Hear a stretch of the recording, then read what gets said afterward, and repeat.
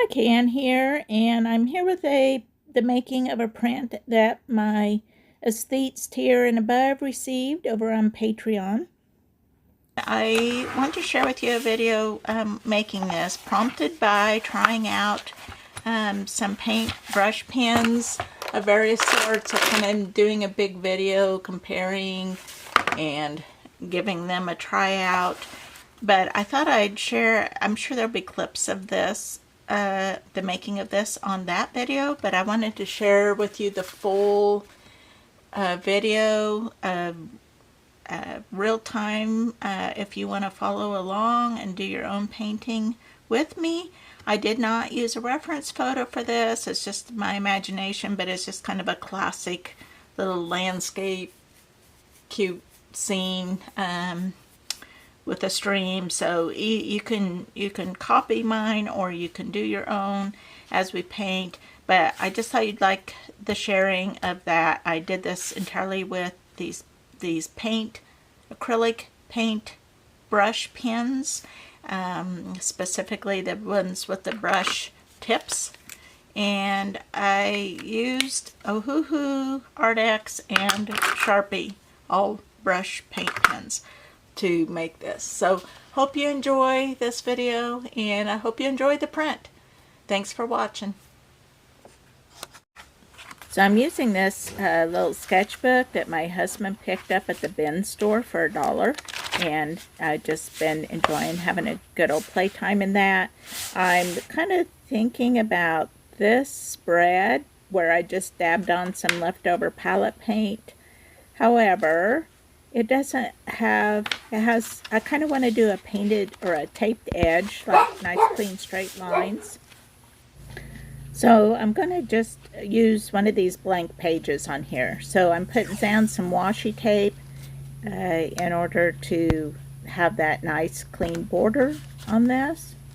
Most of this is going to be real time, but I have sped up the things like putting tape on the page, and I may do some cuts just over the parts that aren't actual art making. But here I am with my set of markers, or my sets, I should say, of my 3 different brands.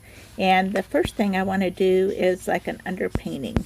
So this is really a test to see, for these markers, to see how much juice, I guess, you can really get out of those.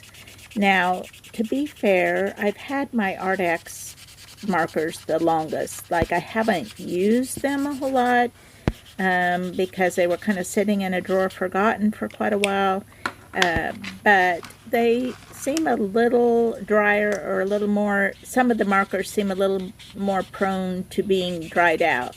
The Ohuhu ones are juicier, so I get a little bit better coverage, but they also have a little trouble doing, you know, a big area like this. This is a big ask for these little brush markers to do the whole underpainting. So normally in real life I would be using like a matte acrylic paint or matte acrylic wash to do the underpainting, but I'm really decided to just really test these out and take them through the full illustration and use these alone on this illustration. So that's what I'm doing. Now I'm using the Sharpie.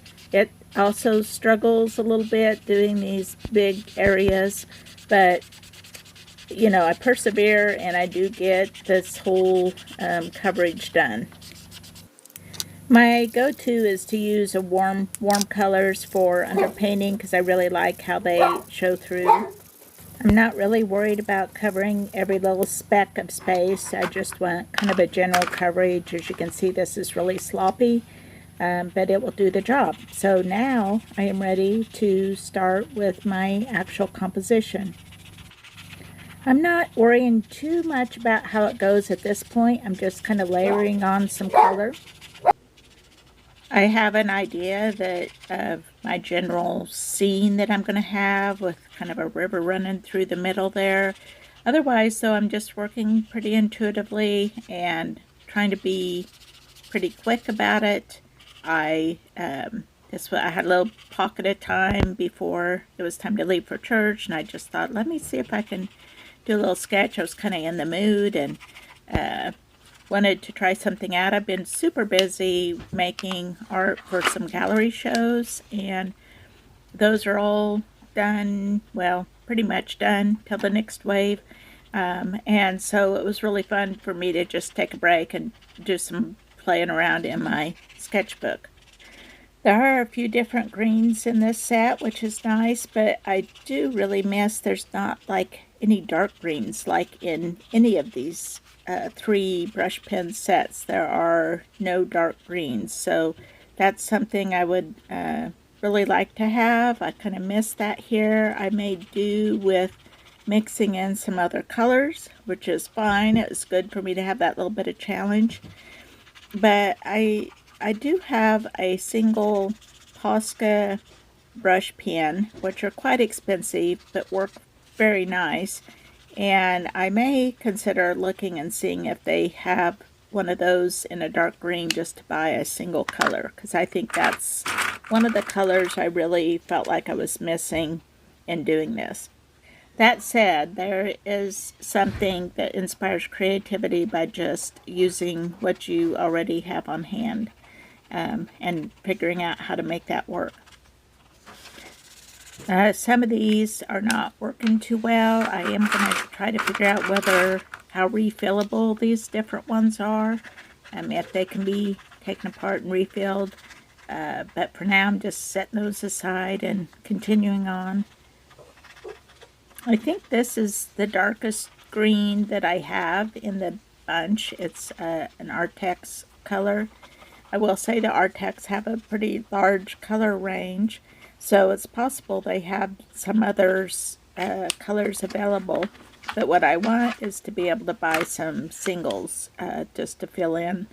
I have plenty of markers here. I just want to fill in. But before I look into buying anything, I'm going to check on if these are refillable, and maybe I can add in or adjust some of the colors that I already have.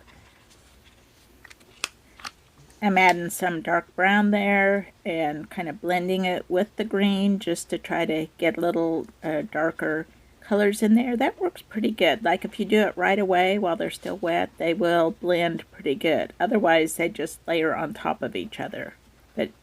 So you got to work fast while they're still wet.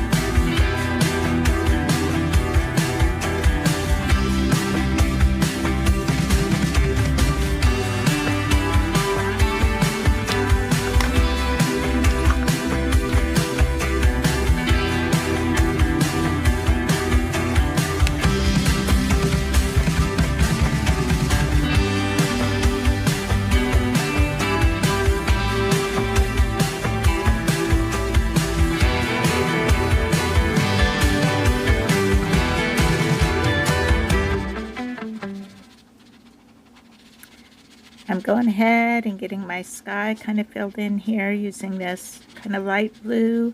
I want part of that underpainting to show through, so I'm being a little bit careful to not be too thorough with it. Going over that blue with some white to just kind of soften it up and give the idea of a little bit of a cloudy sky there.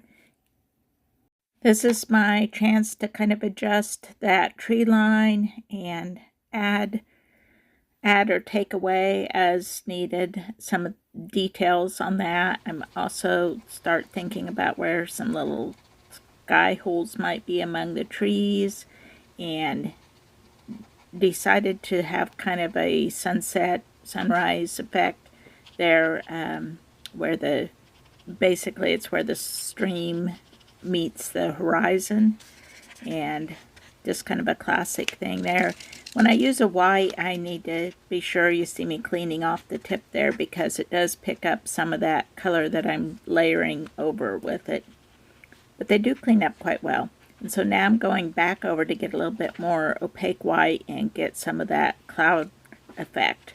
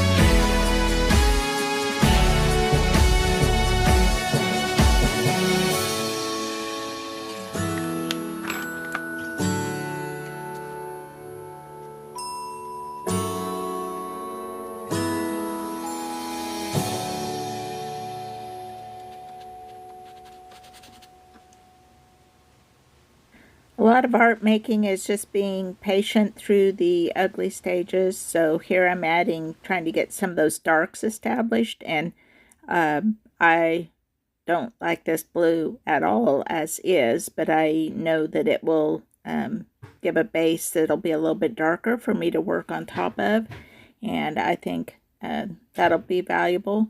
So just thinking about layer by layer, and there's always some ugly layers in every piece, and it's easy to feel like giving up while you're in those ugly layers, but if you just keep pushing through, you'll arrive at something that you like.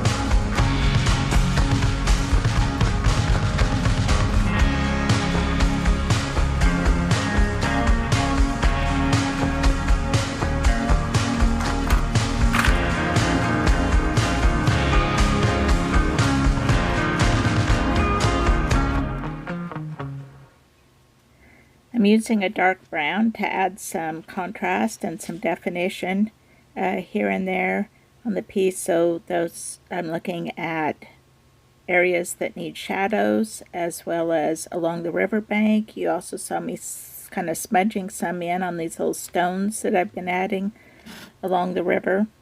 And then now I'm actually sketching in some like tree trunks or brush, some stalks. This step kind of suddenly makes it feel a little more finished off, and I think makes kind of a big difference just adding those trunks here and there, and makes it look actually like more of a scene, and the contrast really elevates it. I am being careful to let some of that original underpainting still show through, so I want to keep some bits of that orange colors kind of peeking through here and there. And I also have to be careful to not make things look too outlined. So like along the riverbank, it looks a little bit outlined at this point. I'm going to have to kind of go back and touch that up a bit. But it's also hard to not get too carried away while you're doing this, because it's kind of fun to do these mark making on there. It is nice to know though at any point, like if I go too far with a color, then I can just go back over it with another layer and cover it back up again.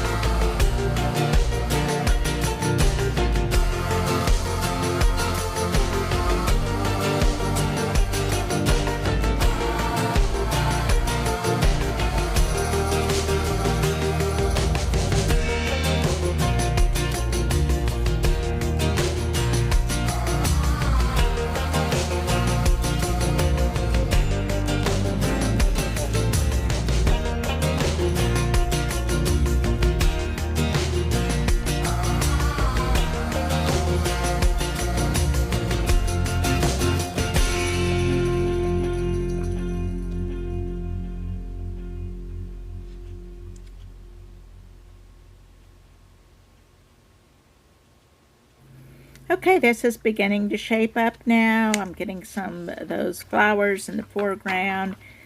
Really trying to kind of push the highlights to get some of that contrast in. Pinking the sky up just a bit. I love kind of the glow that it's happening in that.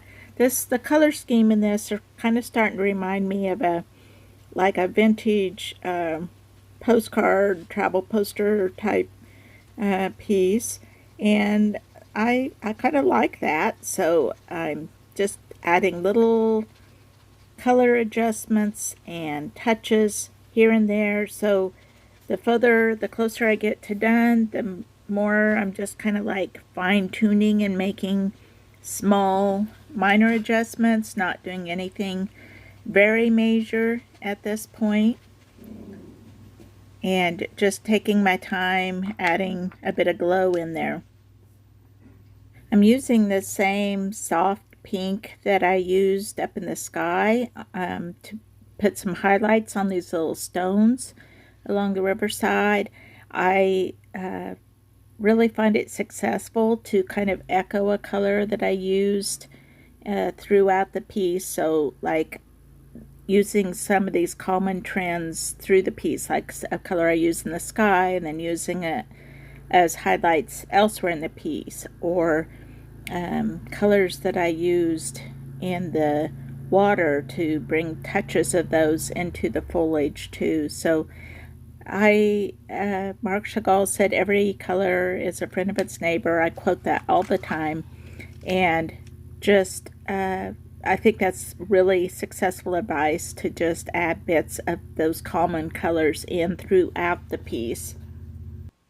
I'm bringing in a little bit of brighter pink here in the foreground, just so there's some idea of flowers that kind of stand out down there at the bottom. I want some variety where it's not all the same foliage through the whole piece.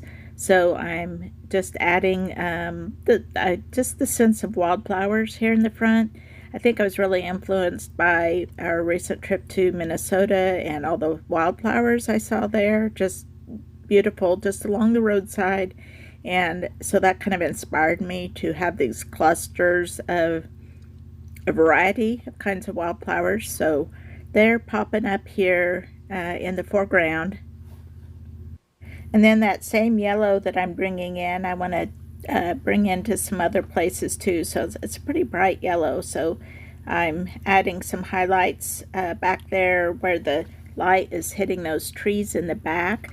So in general, you have lighter colors in the further away it is. The colors are lighter. The sun's shining on those back there, and they get a little bit more atmospheric. And then you get darker and more detailed as you get towards the front. I think a lot of art making is about taking risks. So this bright yellow is a little bit of a risky thing to start adding at this point. But you know, you never know unless you give something a try. So again, don't be afraid of trying something. If you don't like it, just cover it up with some more paint, and or move on to another sketchbook page. You know, it's just paper, it's just paint. Your risks are not that great, and go ahead and give something a try. I am bringing in the white brush, which usually signals that I'm getting close to the end. I want to kind of tone down, touch up this water a little bit, and just like the foliage, it should be a little lighter as it gets more distant from me. And also, like, my strokes in the background, in the further away, should be a little smaller, whereas as they get closer to me, then they're going to be a little bit bigger color blocks, and then I also want to leave it a little bit darker. So I'm kind of cautiously adding some white here, kind of touching things up a bit. I'm still not very happy with the amount of contrast or lack of contrast. So talking about bold moves, I decided to bring in a purple. I have a limited number of like really dark colors in these acrylic brush pens, purple being one of them. I've already used the brown.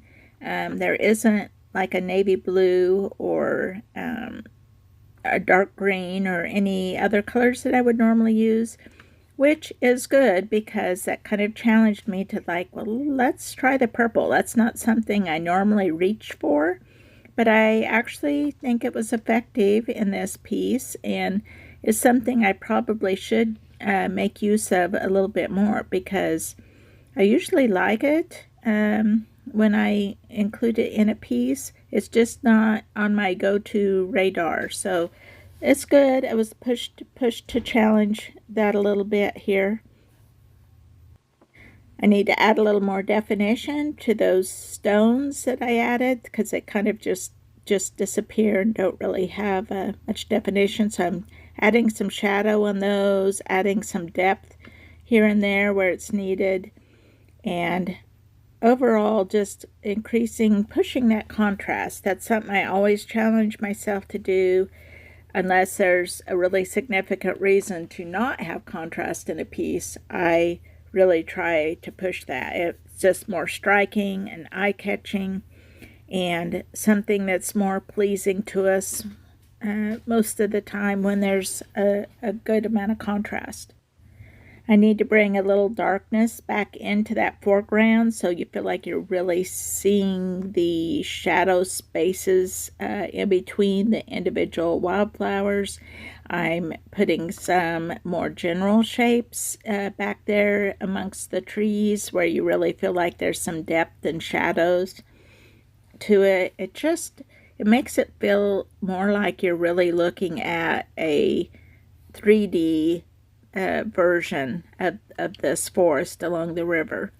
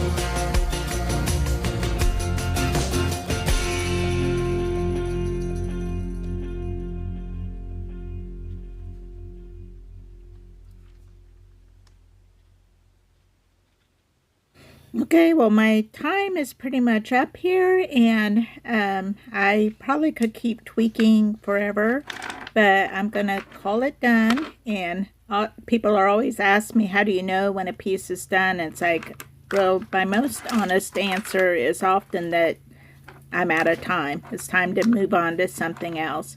And so that's kind of where I am with this piece, though I am pretty happy with it. I hope you enjoy it too. I'll have a link to where you can get it if you wish in the description below, and hope you enjoy it.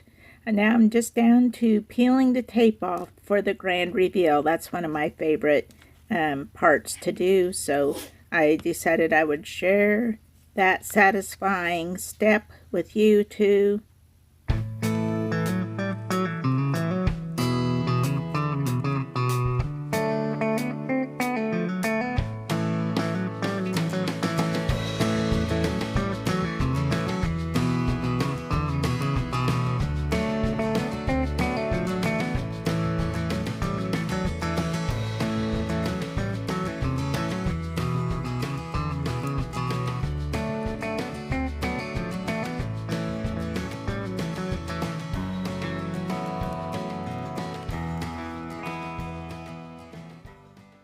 So there you have it. Hope you've enjoyed watching this and painted along with me, and hope you enjoyed the print.